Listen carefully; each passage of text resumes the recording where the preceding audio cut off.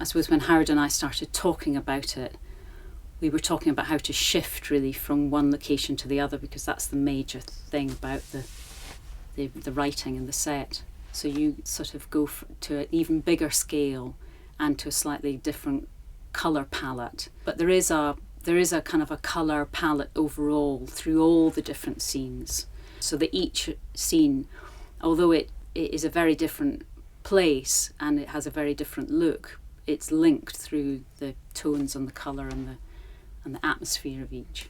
There's a painter called Hammershøi who's a Scandinavian painter who does beautiful interiors, endless interiors of his apartment, cold, sort of empty rooms. It has a really strange atmosphere about it, and so we did look at quite a lot of his paintings.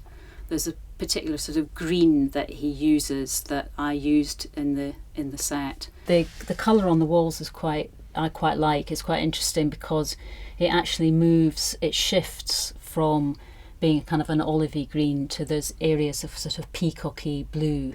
And I worked into that quite a lot in pastels and paint in the model, so that there's a kind of a cloud. It sort of shifts in tone and colour across the set, so it gives it an overall look, but it's not just a flat piece of paintwork. The painters have to kind of replicate what I've done in the model, which actually has quite a lot of colours worked into it.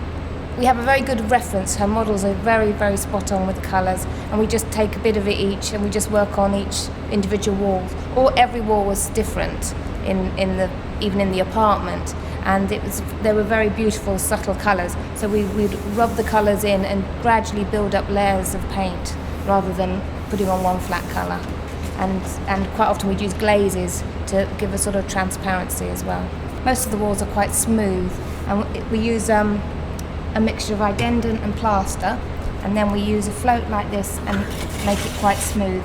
But in certain areas it also has to be very run down, and there was a bit where it's meant to be a water leak, and it's meant to be really peely paint. And how we do this is we just use bits of paper really and stick them on and texture them in to make it, and then we pull it back to how it wants to look. People love models because they are like dolls' houses and they're kind of intriguing, this miniature world that we create, but actually they're absolutely a tool for the workshops and for the rest of the people in the building to know what I'm seeing in my head, and they're very, very accurately will reproduce exactly what you've done.